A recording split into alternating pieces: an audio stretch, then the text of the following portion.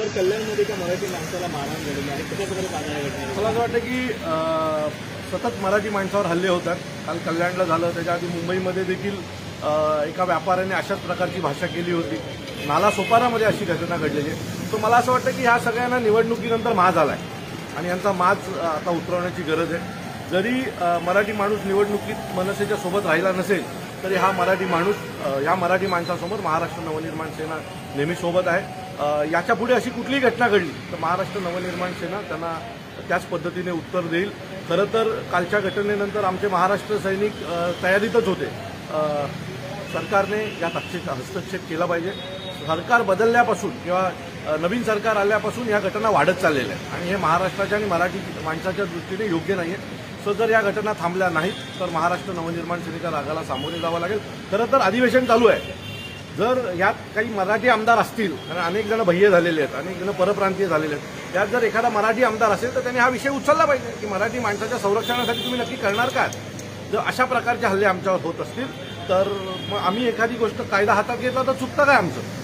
मला वाटतं या सगळ्याच्या बाबतीत एखादा कायदा करावा आणि मराठी माणसाच्या बाबतीत जर अशा प्रकारची घटना या महाराष्ट्रात होणार असेल तर त्याला जशाच तसंच उत्तर दिलं पाहिजे. कायद्याने देखील या सगळ्यांना आवर घातला पाहिजे, नाहीतर यांना आवर घालायला महाराष्ट्र नवनिर्माण सेना बसलीच आहे. ज्याने मारहाण केलं आहे शुक्ला, तो एखादी मुलं अनेक महिलांना त्रास देतो, त्यांनी मराठी माणसांना अनेक तुच्छ असं समजलं आहे.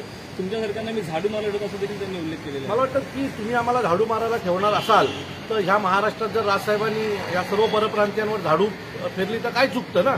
त्यावेळेला आपल्याकडचे जे काही सोकॉल्ड नेते आहेत, स्वतःला भारतीय समजतात आणि अनेक स्वतःला उपमा देतात, त्या सगळ्या नेत्यांना माझा प्रश्न आहे, ज्यावेळेला मराठी माणसांवर हल्ले होतात तेव्हा होत हात पुढे हो तुम्ही. कालपासून कोण नेता बोलला या विषयावर? महाराष्ट्र सैनिक सोडल्यात किंवा मनसेचे पदाधिकारी सोडल्यात याच्यासाठी पुढे यायला हे लोक घाबरत आहेत, कारण यांची वोट बँक आहे आणि वोट बँक तुटू नये म्हणून हे मराठी माणसाला तुच्छ समजतात. तो मला असं वाटतं की याच्या बाबतीमध्ये योग्य तो निर्णय व्हावा, नाहीतर याच्या पुढे महाराष्ट्र सैनिकांनी कायदा हातात घेतला तर आमच्यावर गुन्हे दाखल करू नका. स्थानिक नागरिक एकवटले, त्यांनी बॅनरबाजी केली, आंदोलन केलं, त्यानंतर पोलिसांनी दोघांवर गुन्हा दाखल केला. त्या वाटतं योग्य कारवाई झाली? मला वाटतं दोघांवर का गुन्हा झाला, कारण ज्या मराठी माणसावर हल्ला झाला तो त्यांच्या घरातली भांडणं सोडायला गेला होता ना. सो दोघांवर गुन्हा दाखल करण्याचा काय अर्थ आहे?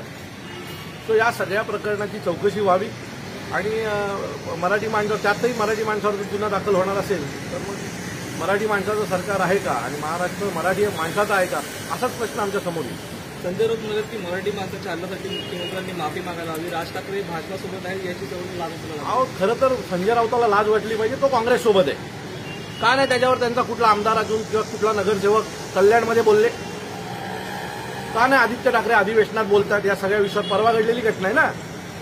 बाकीच्या गोष्टींवर आदित्य ठाकरे नाचतायत ना तिकडे.